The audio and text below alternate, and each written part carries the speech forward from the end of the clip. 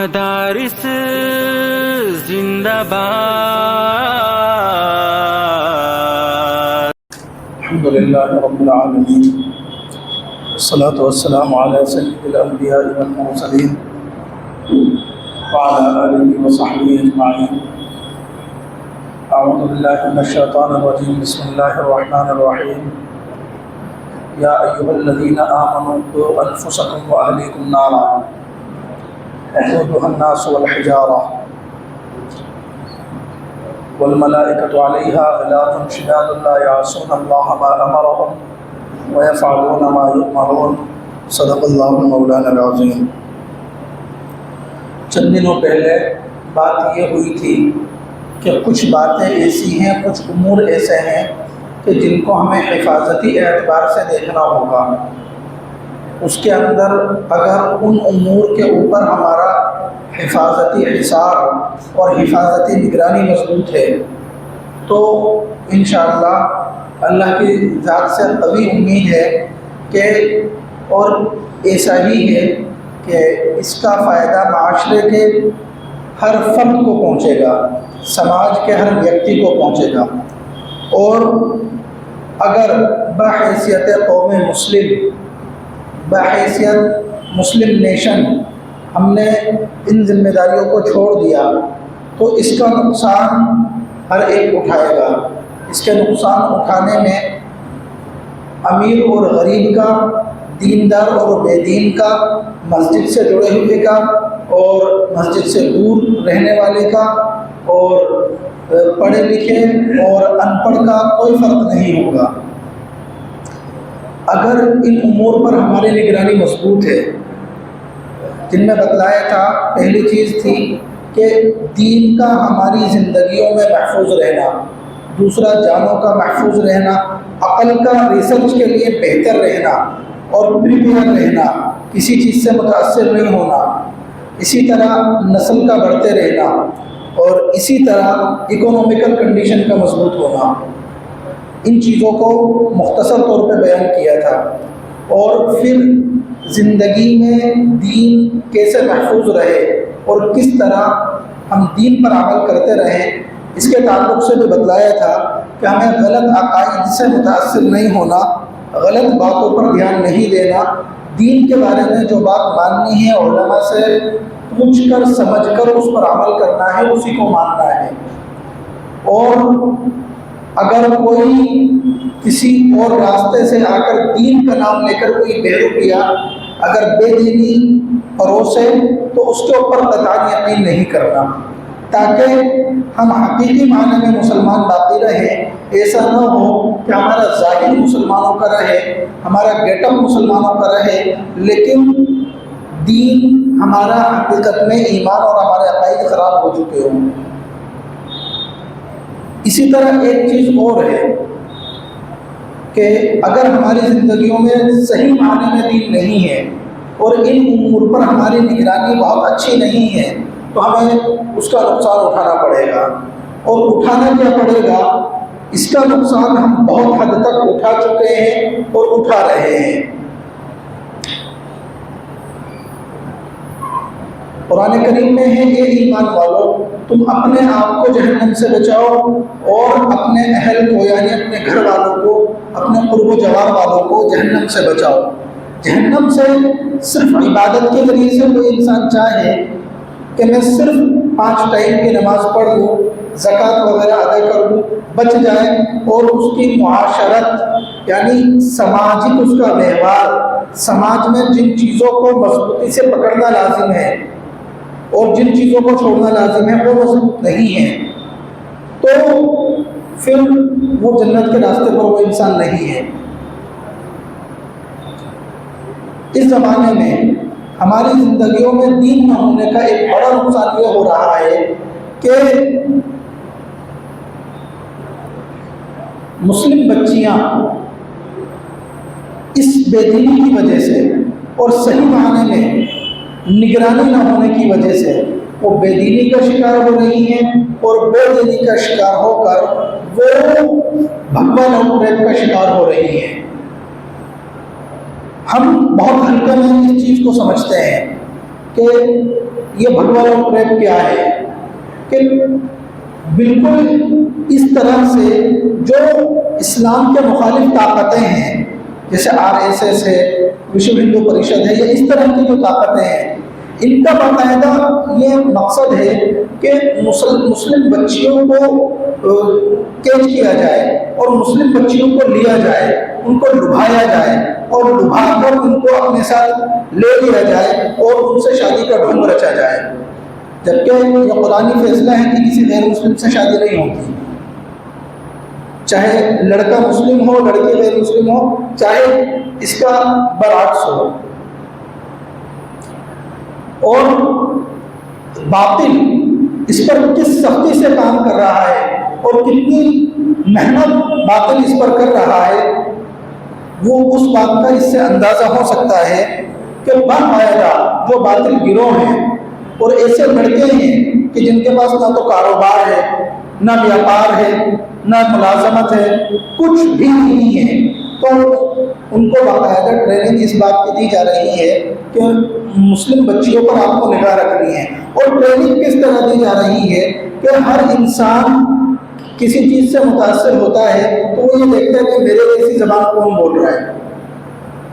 آپ ابھی یہاں پر ہیں، آپ ملک کے کسی اور کونے میں ہوں اور وہاں پہ کوئی اور زبان بولی جا رہی ہے، لیکن وہاں پہ آپ کو کوئی ہندی بولنے والا، اردو بولنے والا مل گیا تو آپ بہت خوش ہوں گے، ارے یار یہ تو اپنے علاقے کا آدمی ہے۔ اور پھر کوئی بالکل ایسا انسان مل گیا جو آپ کے شہر کا ہے، آپ کے محلے کا ہے، تو چاہے اس انسان سے کوئی رشتہ داری نہ ہو، لیکن انجانی جگہ میں، انجانے دیار میں وہ انسان بھی بہت محبوب ہو جاتا ہے،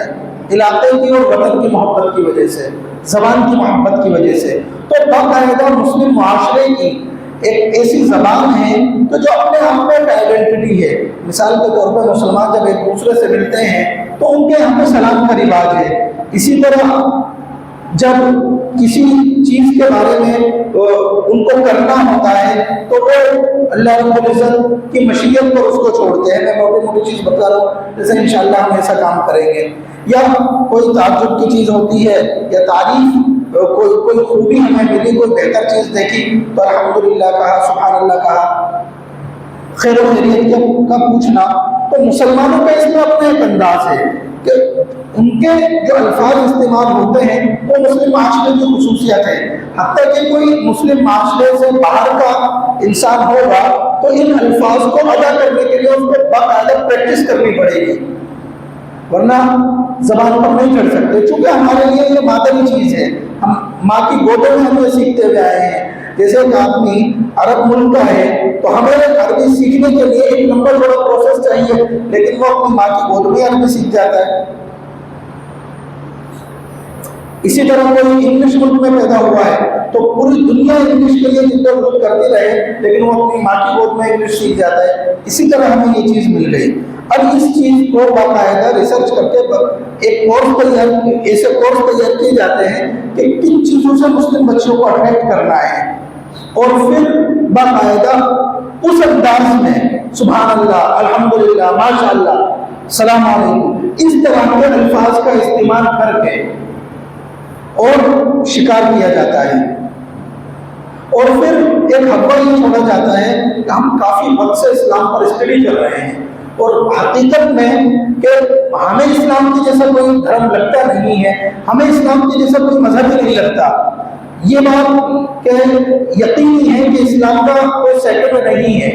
اگر وہ کم بخت اتنا وفادار ہوتا اور اسلام کے اوپر اس حرام خور کا دل مطمئن ہو گیا ہوتا تو وہ اسلام قبول نہیں کر لیتا،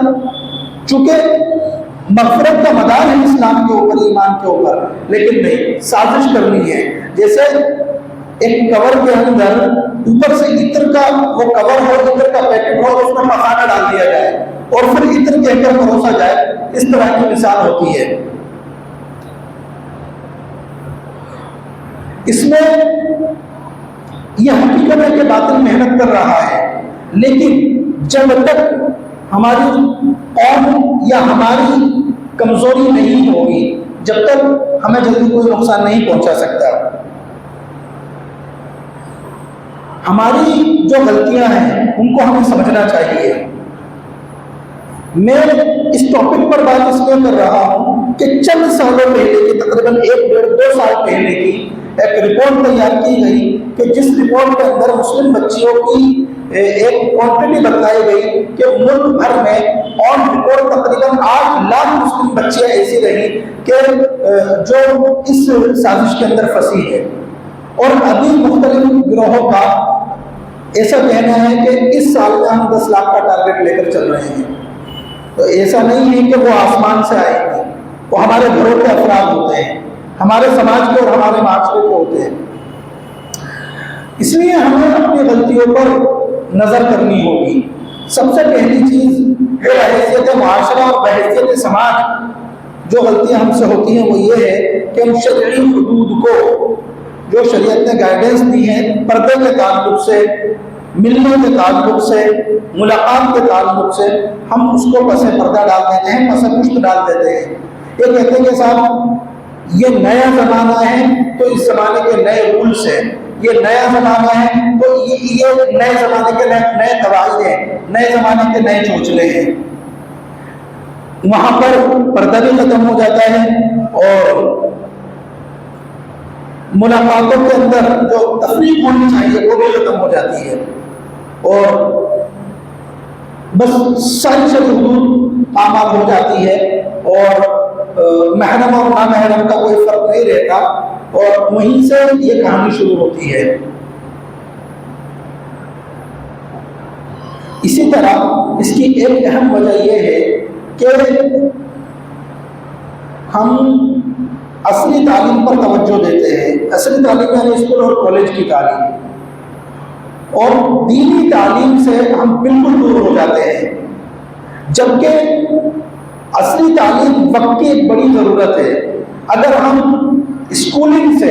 اور کالج کی تعلیم سے دور رہیں گے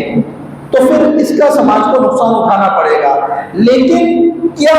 دینی تعلیم ہماری ضرورت نہیں ہے؟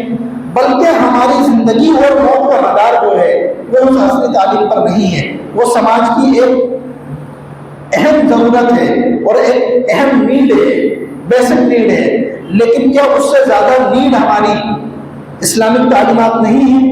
کیا اس سے زیادہ نیڈ ہماری یہ نہیں ہے کہ ہم اپنے بچوں کو اور بچیوں کو شریعت کے حدود سکھائیں؟ کیا یہ ہماری نیڈ نہیں ہے کہ ان کو یہ سکھایا جائے کہ اسلام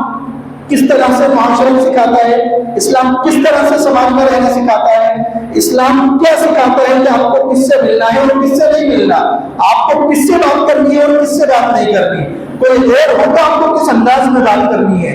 یہ ایک ایک چیز کو اسلام سکھاتا ہے، بلکہ گھر میں آنے کے آداب تک اسلام بتلاتا ہے. یا ایھا الذین آمنوا لا تدخلوا بیوت النبی، اس طرح سے پوری جو ہے نا اس چیز کو بتایا گیا ہے کہ آپ کسی کے گھر میں بھی جائیں گے تو کس طرح سے جائیں گے قرآن کے اندر. لیکن ان کو ہم چھوڑ چکے ہیں. نئے زمانے کے نئے سوچنے کے نام پہ ہم ان چیزوں کو چھوڑ چکے ہیں کہ کس طرح ہمیں شریعت پر عمل کرنا ہے. اور جب اسلامی تعلیم نہیں ہوتی تو پھر یہ اسکول اور کالج جس سسٹم پر ہم لوگ چل رہے ہیں اور جس سسٹم سے ہم ایک 20, 25, 30 سال 40 سال کی زندگی کے عرصے کے لیے کہ جس میں اس بچے کو کمائی کی ضرورت ہے ہم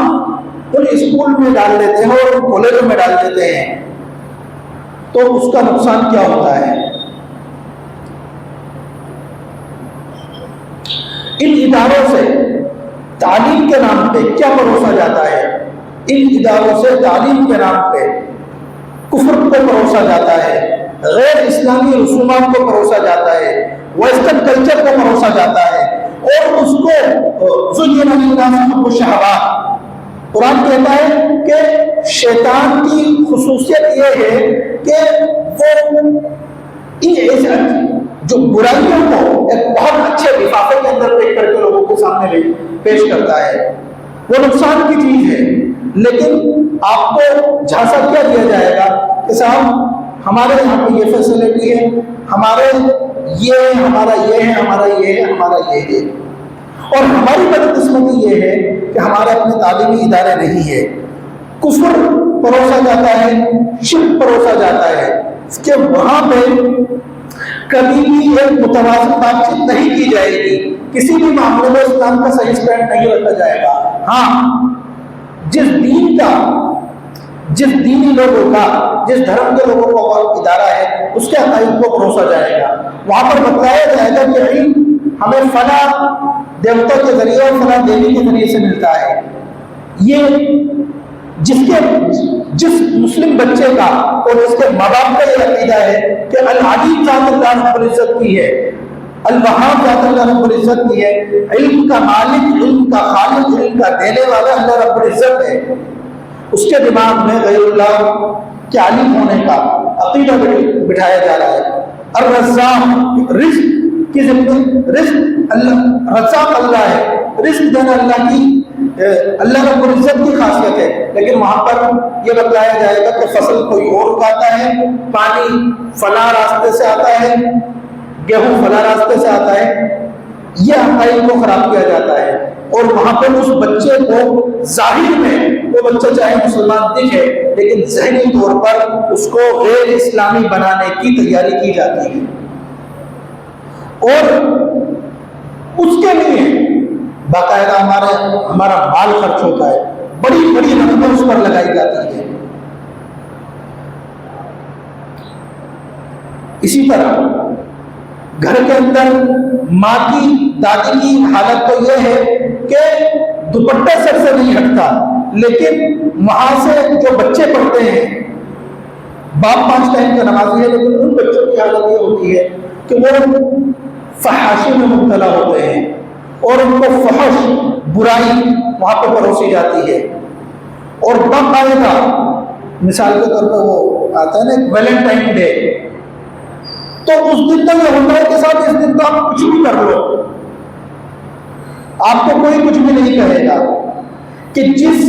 گھر میں نہ محرم سے بات کرنے تک کی کسی کی ہمت نہیں ہوتی، وہاں کے لڑکے بھی جا کے وہاں پر اپنی عزتوں کا سودا کرتے ہیں، اور بچوں بھی عزت کے سودے ہوتے ہیں، اور باقاعدہ اس پہ ان کالج اور اسکولوں کو ہم اپنی موٹی رقمیں دیتے ہیں، بلکہ سال کا سب سے زیادہ بجٹ اگر گاڑی بنانے کا خرچ ہوتا ہے تو وہاں پر خرچ ہوتا ہے۔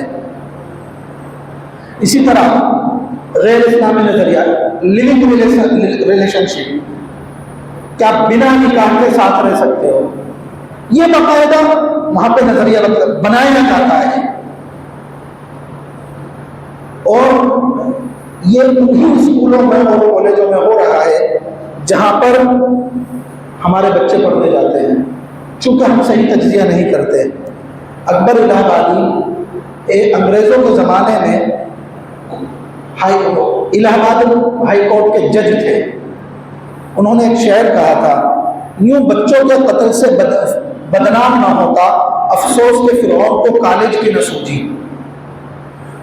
فرعون کو یہ اطلاع مل چکی تھی اس کے کاہنوں کے ذریعے کہ بنی اسرائیل میں ایک نبی پیدا ہوں گے اور وہ تیرے سامراج کو ختم کریں گے، تو وہ اتنا گھبرا گیا تھا کہ اس نے ایک حکم جاری کیا اور ایک بل پاس کیا کہ جتنے بھی لڑکے پیدا ہوں ان کو ختم کر دو، اور وہ اتہاس کے اندر بچوں کے قاتل کے نام سے مشہور ہو گیا کہ اس نے لاکھوں بچوں کا قتل کروایا۔ اکبر الہ آبادی نے کہا اگر یہ کالج کی اس کے دماغ میں بات آ جاتی تو وہ اس چیز سے بدنام نہیں ہوتا کہ اتنے بچوں کو اس نے قتل کرا دیا، وہ تو ان کالجز کو کھول دیتا اور ان کالجز کے اندر وہ نسلیں آٹومیٹکلی برباد ہو جاتی۔ اتنی خطرناک چیزیں ہیں، اور ہماری حالت یہ ہے کہ ہم شادیوں میں لاکھوں اور کروڑوں خرچ کر لیں گے، ہم دوسرے امور پر بڑی بڑی رقمیں خرچ کر دیں گے، لیکن آج تک کبھی ہمارے دماغ میں یہ بات نہیں آتی کہ ہم اپنے تعلیمی ادارے بنائیں، اپنے اسکول اور کالجز مضبوطی سے کھڑے کریں، اور ہم جھولی پھیلا کر اب ایمان کو بیچنے کے لیے تیار کھڑے ہیں کہ سب تعلیم کے نام پہ آ جاؤ، ہم سے ہمارے ایمان کا سودا کر لو، ہمارا مال بھی لے لو، ہمارا ایمان بھی لے لو، بس ہمیں وہ تعلیم دے دو، جہاں پہ بچے کو پڑھایا ہی جانور کے نام سے جاتا ہے، B for dog, C for cat, وہاں پہ تقوی کا کوئی تصور نہیں ہے، وہاں پہ اس دل کے تزکیے کا کوئی تصور نہیں ہے۔ اور جے پور والوں کے لیے یہ خاص طور پر رونے کا مقام ہے کہ کوئی قابل ذکر ایسی چیز نہیں ہے تعلیمی معاملے میں کہ جس کے اوپر سینہ ٹھوک کے ہم کہیں کہہ سکیں کہاں صاحب ہمارے یہاں تو فلاں جگہ ہے. ایک پروگرام میں جے پور کے بڑے ذمہ دار موجود تھے اور انہوں نے اپنا واقعہ بتلایا کہ میں فلاں بڑے انڈیا کے ٹاپ 5 میں ایک ادارے کو انہوں نے نام لیا کہ ان کے ذمہ دار کے ساتھ تھا اور ہم جے پور کے ایئرپورٹ کو چھوڑنے جا رہے تھے. ہم نے کہا کہ صاحب اللہ نے آپ کو یہاں پہ آپ سے اتنا بڑا کام لے لیا, آپ جے پور کی طرف بھی توجہ کریے. تو انہوں نے یہ کہا کہ آپ کو شرم آنی چاہیے کہ جے پور کسی سے لے گا. جے پور آج تک دینے والا رہا ہے, لیکن اسی جے پور کی جو عالمی امیج ہے وہ یہ ہے, اور اس جے پور کی حالت یہ ہے کہ ہمارے پاس کوئی قابل ذکر اپنا تعلیمی ادارہ نہیں ہے کہ جس کے ذریعے سے ہمارے بچے کفر اور شرک سے بچ سکے اور صحیح تعلیم ان کو مل سکے.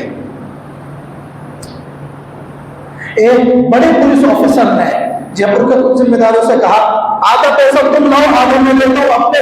سماج کے ہم جو ہے نا پڑھائی کا اپنے سماج کا بہتر انتظام کرو, یونیورسٹی اور کالج کا انتظام کرو. غیر ترس کھا رہے ہیں آپ کے اوپر, لیکن ہم خود اپنے آپ کو نقصان پہنچا رہے ہیں.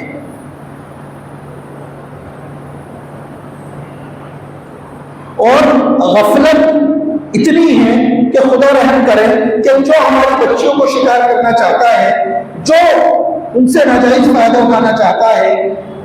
تو ان کی کنڈیشن یہ ہے کہ وہ بہانے سے ہمارے گھروں میں آ جاتے ہیں, ہمیں کوئی دقت تک نہیں ہوتی. میں کہیں اور کی بات نہیں کر رہا, میں دھراتل کی بات کر رہا ہوں, اس علاقے کی بات کر رہا ہوں. کبھی سماج سیوا کے نام پہ آپ کے گھر میں آتے ہیں, کبھی دھرم کے نام پہ آتے ہیں, کبھی دین کے نام پہ آتے ہیں, کبھی روٹی لینے آتے ہیں, کبھی سبزی لینے آتے ہیں. الگ الگ طریقوں سے آپ کے گھر کے اندر تک انٹری ہو جاتی ہے. اور پھر جب کوئی واقعہ پیش آ جاتا ہے, ہائے توبہ ہائے توبہ ہائے توبہ, ہماری ہی قسمت میں یہ تھا کیا, اللہ کو ہم سے ہی کیا دشمنی تھی. اس طرح کے الفاظ سے بولتے چلے جاتے ہیں. وہ زہر جو کھلایا گیا ہے, جو پنپایا گیا ہے, جو بھرا گیا ہے, اس کے اوپر کبھی بھی توجہ نہیں جاتی ہے. اور پھر مجھ جیسے پاگل اگر اس بات کو سمجھانے لگے, علماء اس پر بولنے لگے, تو پھر یہ بات کہی جاتی ہے کہ ان کو تو اس کے علاوہ کچھ آتا ہی نہیں ہے. حقیقت یہ ہے اگر ان چیزوں پر توجہ نہیں دی گئی تو اس کا نقصان سماج نے اٹھایا ہے, اس علاقے نے بھی اٹھایا ہے, شہر جے پور نے بھی اٹھایا ہے. میں آپ کو ایک جے پوری کا واقعہ بتلاتا ہوں. ایک بچی جو ایک صفائی کرمی کے ساتھ بھاگ کر گئی اور اس نے پھر یہ رپورٹ کی کہ مجھے میرے گھر والوں سے خطرہ ہے, دونوں کا گھر آمنے سامنے ہے. اس گھر سے وہ نکل کر گئی اور سامنے کے گھر میں رہ رہی ہے, سور بنا رہی ہے, کھلا رہی ہے, کھا رہی ہے, اور وہی صفائی کرنے روڈوں پر جا رہی ہے. لیکن گھر والے اس سے بیٹا کہہ کر مخاطب نہیں کر سکتے. ایک حسین خواب دکھایا جاتا ہے, اور جو بے روزگار انسان ہے اس سے کہا جاتا ہے کہ تمہیں تو لڑکی بھی ملے گی, تمہیں نوکری بھی ملے گی, اور تمہیں تحفظ بھی ملے گا, تمہیں مدد بھی ملے گی, پیسہ بھی ملے گا, سب کچھ ملے گا. تمہیں تو یہ کرنا ہے کہ مسلم بچی کو جو ہے نا اپنے پھانسے میں پھنسانا ہے. اور مسلم بچیوں کو حسین خواب دکھلائے جاتے ہیں کہ ہم آپ کو ایسا کریں گے, ویسا کریں گے, اور یہ اور وہ, کہ میں تو چاند جو تمہارے لیے اوپر سے اتار کر لانے کے لیے تیار ہوں, تارے تمہارے قدموں میں بچھانے کے لیے تیار ہوں. اس طرح کے جھانسے دیے جاتے ہیں کہ بس خدا کی پناہ. اور پھر اس کا وقت گزرنے کے بعد, پوری عزت کی دھجیاں اڑانے کے بعد جب وقت آتا ہے تو آپ آئے دن میڈیا پر, سوشل میڈیا پر دیکھتے ہیں کہ کس طرح سے ان بچیوں کو قتل کر دیا جاتا ہے, کس طرح سے ان کو چھوڑ دیا جاتا ہے, اور کس طرح سے ان کو عصمت فروشی پہ مجبور کر دیا جاتا ہے کہ وہ یہ سوچتی ہے گھر والے کو قبول کریں گے نہیں, تو وہ پھر جسم فروشی کو اپنے گزر بسر کا ذریعہ بناتی ہے. چونکہ جب تک یہ معاملہ ہوتا ہے وہ 2-4 بچوں کی ماں بن چکی ہوتی ہے. اور ایسے ایک نہیں کئی سو واقعات ہیں. اس لیے اس چیز پر ہمیں اپنے گھروں کے اندر نگرانی کی ضرورت ہے. ہمیں